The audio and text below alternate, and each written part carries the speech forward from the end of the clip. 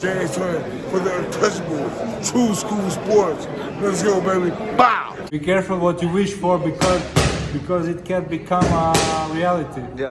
The untouchable true school sports empire, and y'all know the rest, man. Now listen, this is my official Bruce Shushu Carrington versus Matthias Hayter post-fight review, and your result of the fight is a Bruce Carrington wide, easy, clear, but you know, an equally uneventful, one-sided, unanimous decision victory. And now he is the WBC interim champion. So now this gets him closer to his very much coveted world title shot. But I gotta be honest, man, and I like Shushu.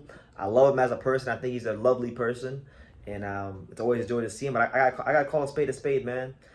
If you're looking at Bruce Carrington tonight, and you're looking at him versus the likes of guys like, you know, Angelo Leo, Rafael Espinoza, Nick Ball, Stephen Fulton, he's not really scaring nobody with that kind of performance. And I'm seeing a lot of holes that really need to be corrected before he fights those kind of guys. And to be told, he don't have a lot of time because he's gonna have to fight one of those kind of guys really, really soon. And I know he called out Espinoza. Rafael Espinoza was there ringside. I'll tell you this: he will have a chance against Espinoza if he can take the punches of Espinoza, because Espinoza has those dense bones. But you know, I give him like a 40% chance in that fight tops. You know, I didn't like what I saw from Shushu. And the crazy thing about this fight with Shushu is he didn't fight bad. You know, he boxed very well. He boxed disciplined. He moved Matthias Hayter around the ring. He turned him and put his punches together nicely. Like there was a lot of positives to take from the fight. But at that top level, especially with the kind of fighters we have with belts in this division, you need to have like respectable pop. And at the world-class level, I'm really starting to question if Shushu has respectable pop. He's got very good hand speed. I would say he has world-class hand speed, but I don't know if I don't think he's a world-class puncher. I think the Sagawa fights and even the fights that have taken place after that have pretty much shown that he's not a world-class puncher. Early in his career, he was getting these big knockouts against guys like Bernardo Torres and whatnot. Those guys were smaller guys that came up in weight.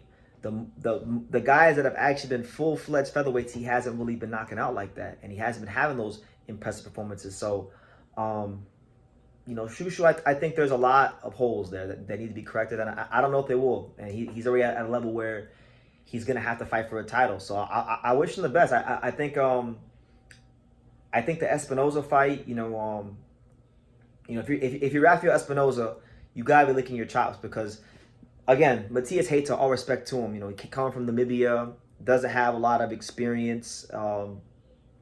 First fight outside of Africa, I'm pretty sure he hasn't had too much high-level sparring in his boxing career. And, you know, I would say if you're looking at Hayter's abilities and you compare it to Shushu's abilities, you know, Bruce Carrington is like 3 levels higher in hand speed. Bruce Carrington is about a level and a half or 2 levels higher than him in the foot speed department. And despite being so much more advanced and better than him in so many departments, Bruce Carrington was still unable to show that extra bit of quality, that extra bit of, like, in terms of getting the knockout. In terms of executing a disciplined game plan in boxing, he did well. But in terms of, like, putting that exclamation point and getting this guy out of here and packing him up, he didn't really have a world-class performance tonight, in my opinion. I thought with a guy like this, and let's call it for what it is. Like, I can't sit here, I can't front. Like, this guy was very unknown. You guys know I'm a boxing degenerate. You know, I made a video about Matthias Hayter earlier this year, but it was one of the hardest videos I had to make because there was such little information and film on the guy out there. And his record, well, you know, he had fought domestic level competition in like Namibia, so he had been at a high level. Shushu has been at a high level. Shushu fought Sagawa, who I regard as one of the best featherweights in the division, and he gets really, the fact that you didn't even buckle this guy, you didn't even put him down once, like it's very alarming, because when you talk about fighting guys like, you know, Rafael Espinoza, you know, a volume puncher with very dense bones, that would be a problem. If you can't get his respect, that would be a problem. You fight a guy like Angelo Leo, a guy that can throw, you know, who's very versatile, a guy that, you know, has flash one-punch knockout power to the body and to the head as a featherweight, a guy that also can be the volume puncher and throw upwards of 800 to 1,000 punches. You know, you can't get his respect, that's going to be a problem. You know, Stephen Fulton, Guy's been there and seen all kinds of different styles. You know, he's got ambitions to fight. Shushu got ambitions to fight for. And if you can't get his respect, you know, you're cooked. So I could sit here and I could say like what I think he needs to improve upon, but honestly, it doesn't matter what I think because he's getting to that time where the moment of truth is coming, and I don't think, truth be told, I don't think this Nick Ball, like Shushu is, in my opinion, he's not beating Espinoza and he's not beating Angelo Leo right now in his current form. And Nick Ball, I mean, that's probably the most beatable guy. But you know, one thing about Nick Ball is Nick Ball stays right on top of you and he don't get tired. So my thing is, if you can't get Nick Ball's respect, he's not gonna go anywhere. You already know how he's gonna fight. So I'm questioning if he could even win that fight. And I regard Nick Ball although he's a good fighter. I regard him to be the weakest champion in the division. So it's funny, even though like Shushu won the fight, you know, sometimes in boxing you could win the fight but lose the story of the fight. Like Max Kellerman used to say that.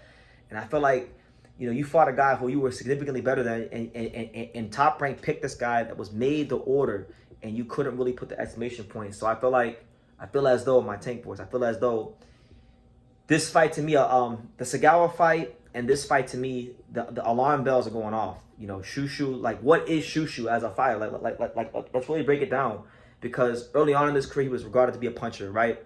He stepped up in class, and we're finding out he's not really a puncher.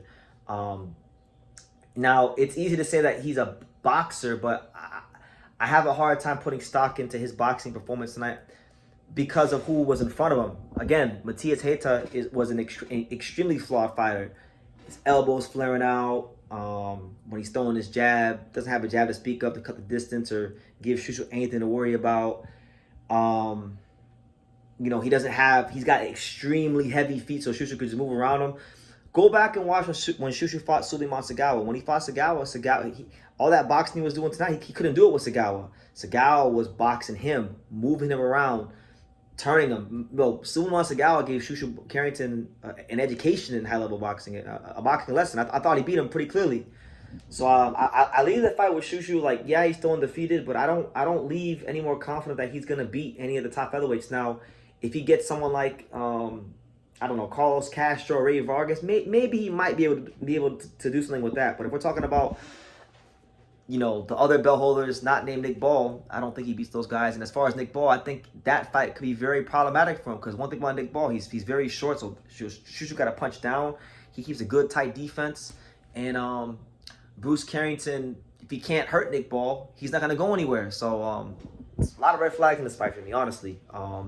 But this is what boxing's all about. You know, a lot of great fighters had performances like this, and when big fights came, they rose to the occasion. So he's, in my opinion, he's gonna have to rise to the occasion when the world title fight comes, because if he shows up tonight, if he shows up in those fights like he did tonight, he's not winning. But you know, I'm disappointed. You know, Heita should have honestly got stopped within 7 rounds. Honestly, he should have got knocked out in 7 rounds. I know it's easy for me to say, you know, being the armchair quarterback, I know I'm not the one in there. I understand the sentiments of fighters. Well, you're not in the ring, BT. You can't criticize. I'm just telling you what I'm seeing. There's a lot of really good fighters that have them belts, and in order for Shushu to beat these guys, he's got to be better than he was tonight. And tonight wasn't good enough. And again, that's why you go to the gym. That's why you work on things. And yeah, we'll see how it goes. But what do you guys think? What do you guys? Am I being too harsh?